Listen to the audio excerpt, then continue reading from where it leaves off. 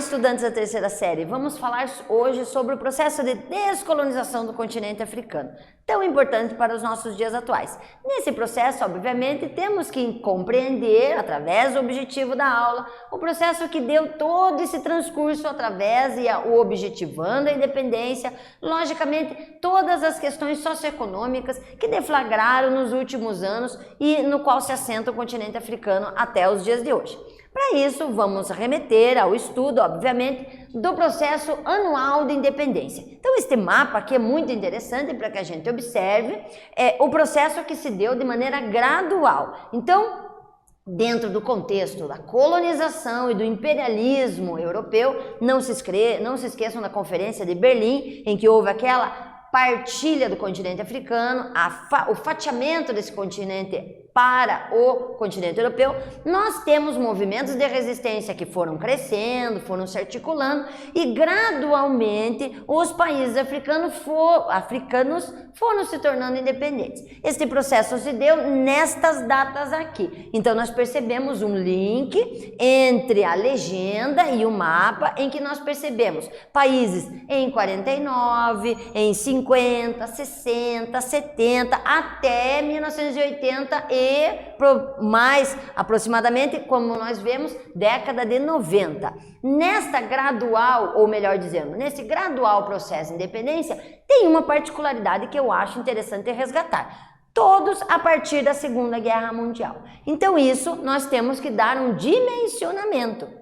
Esse dimensionamento se dá porque, obviamente, a concentração de disputa bélica da Primeira e da Segunda Guerra Mundial fez com que houvesse um declínio no domínio europeu no continente africano. Então, enquanto eles estavam mais preocupados em conter o avanço de medidas dentro do continente europeu, o continente africano ficou meio soltinho. E este soltinho vai ficando cada vez mais forte no decorrer da Primeira Guerra Mundial, se intensifica ainda mais na Segunda Guerra Mundial. Nisso, você literalmente olha essa frase que eu retirei, começa a crescer com grande volume esse sentimento de independência no continente.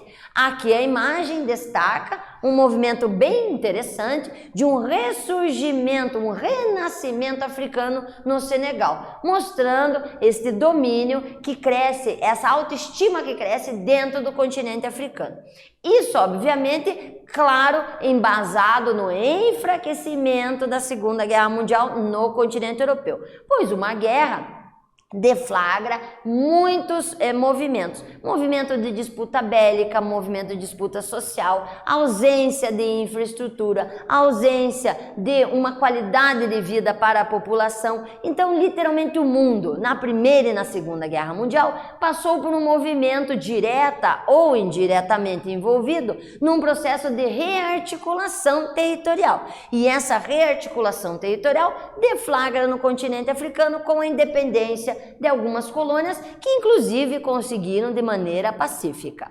Essas colônias e esse dimensionamento se faz quando a gente observa os territórios. Claro que a gente tem já destacado, e vocês com certeza já observaram, que existem formas de domínio europeu diferenciadas no continente africano. Então também percebemos movimentos de independência diferenciados também. Esses processos diferentes, eles vão se assentando de acordo com essa força do país europeu na localidade, mas obviamente de maneira mais forte primeiro na África do Norte, que é bem na divisa ali com o mar Mediterrâneo, e posteriormente a África subsaariana. Nesse quesito, vamos observar agora com uma atividadezinha que você vai escrever agora. Qual a relação entre os movimentos pela independência na África e na Guerra Fria? Escrevam alguma coisa relacionada, voltamos já já.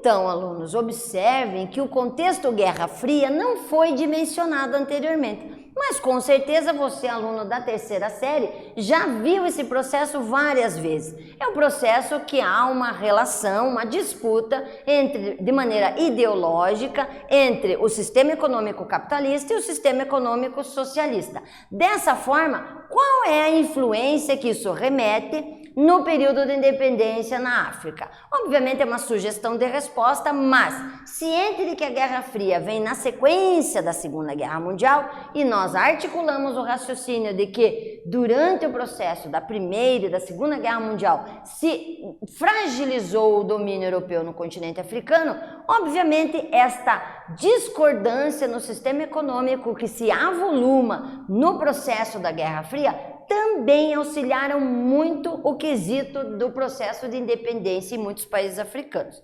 Esses países, obviamente, começaram a discussão como todos os outros países do planeta.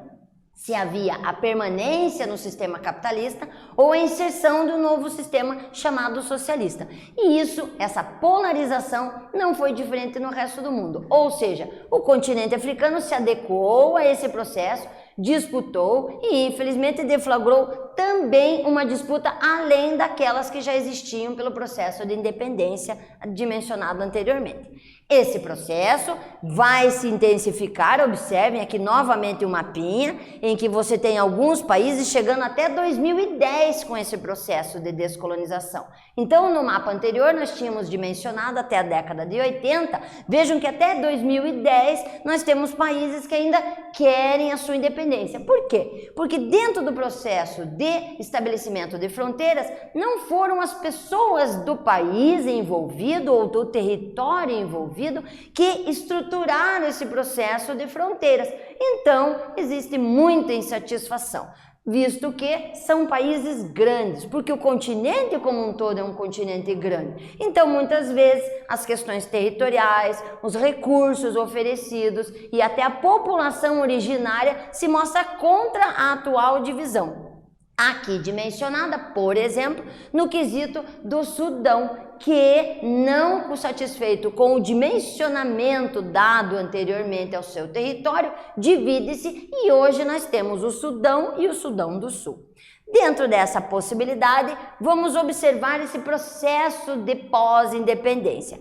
Claro que isso refletiu em muitos aspectos, principalmente aquela ausência da infraestrutura de dominação europeia. Obviamente que a saída do europeu dominador não foi de uma maneira tranquila e muito menos estruturada. O correto seria que essa fosse gradativa e o continente europeu desse possibilidade à quantidade real de pessoas no continente africano se autorregular. Mas não é isso que acontece. Então a gente percebe disputas dos grupos africanos dentro de uma forma até desarticulada, o que assenta a característica de que alguns países até hoje não conseguiram uma estruturação econômica e política no seu território.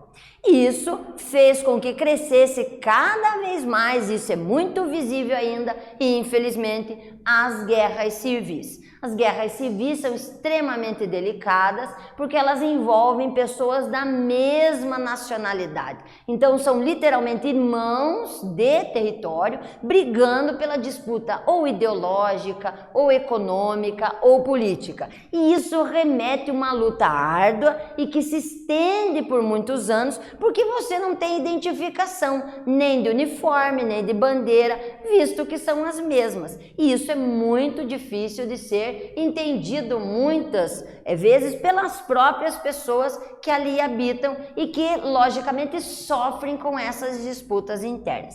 Agora, para a gente fechar, mais uma atividadezinha. Nela, diz o seguinte: o enfraquecimento econômico e político de grande parte dos países europeus, especialmente aqueles que detinham as colônias na África, foram aos poucos perdendo o controle sobre os territórios de sua administração. Fato que possibilitou o processo de independência dos países da África. Como ficou a situação dos países africanos após o processo de independência? E como estão atualmente? Como você verifica isso? Faça um resgate, escreva aí e voltamos rapidinho.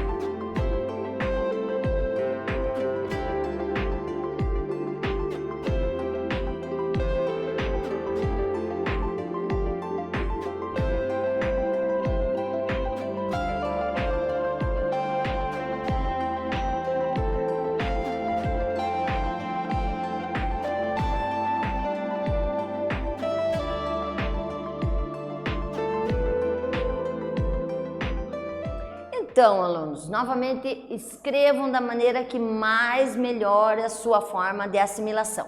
Aqui que nós vamos ter uma sugestão de resposta. Nessa sugestão de resposta, obviamente a gente tem que entender o plano diferenciado em muitos momentos desse alcance pela independência política. Então você tem que observar e tem que colocar aí que isso não se deu de maneira homogênea. Isso foi se dando gradualmente e que refletiam, obviamente, questões de ordem cultural, étnica e econômica. Isso tudo também vai originar vários conflitos internos pela falta de estruturação anterior, pela falta de domínio da localidade e de toda a estrutura que antes era suportada pelo continente europeu. Então, nós vamos ter novamente a questão de você colocar aí que hoje a África tem 54 territórios independentes, ainda se organizando, se estruturando para melhor aproveitar as riquezas naturais que tanto possui.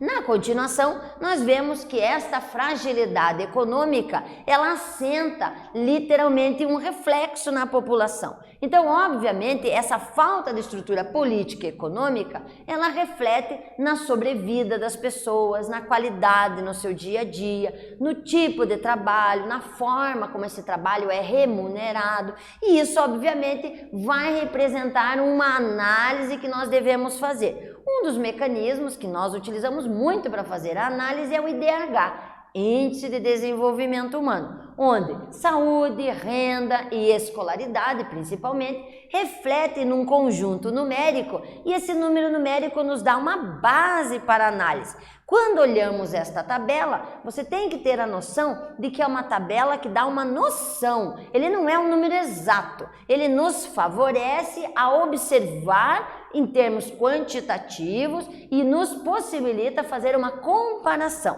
O IDH ele vai de 0 a 1, depois do 0 coloca-se uma vírgula e sempre utiliza-se 3 casas. Nessas 3 casas, obviamente, você vai ter um aumento gradual que pode atingir o máximo de 1. Então começa com 0,0, 0,10, 0,20, 0,100 e obviamente 400, 500. Obviamente, quando então você tem essa noção exata, mostrada aqui na tabela e verificado alguns países dimensionados aqui, nós vemos que um IDH de 0,437 não chega nem à metade da possibilidade do 1. Então, por mais que seja um IDH que reflete uma noção, esta noção nos remete à ausência de alguma infraestrutura. Então, alguma carência muito forte, tanto a nível de expectativa de vida, qualidade de vida, renda, escolaridade, e isso obviamente faz com que a posição desses países também seja uma posição alta. Nós temos colocados em xeque mais ou menos 210 países. Então, em termos numéricos, a posição destes países já remonta a uma visualização de uma falta de estruturação econômica e social, principalmente. Dessa forma, nós também observamos o crescimento em algumas áreas africanas. Se temos algumas áreas que ainda estão engatinhando, algumas já organizaram um processo de exploração que vem se assentando desde a época do mercado colonial. E isso também pode ser visto através das exportações e importações entre um grande importador que é os Estados Unidos da América. Esta imagem mostra gradualmente, então nós vamos ter exportações no verdinho mais claro e importações no verdinho mais escuro, em que você percebe um gradual aumento, principalmente no início do ano de 2000, mostrando literalmente o assentamento daquilo que você com certeza já sabe, da riqueza do continente africano. Então muitos têm interesse, o que falta mesmo é a organização e que vai acontecer gradualmente no decorrer do processo. Espero que vocês então tenham tido um processo de organização do raciocínio lógico, tenham verificado o crescimento no continente africano, assentada a problemática ainda dos movimentos civis que se articulam ainda pelas disputas territoriais, mas que gradualmente espera-se entre num processo de franco desenvolvimento. Espero que tenham gostado e até um próximo encontro.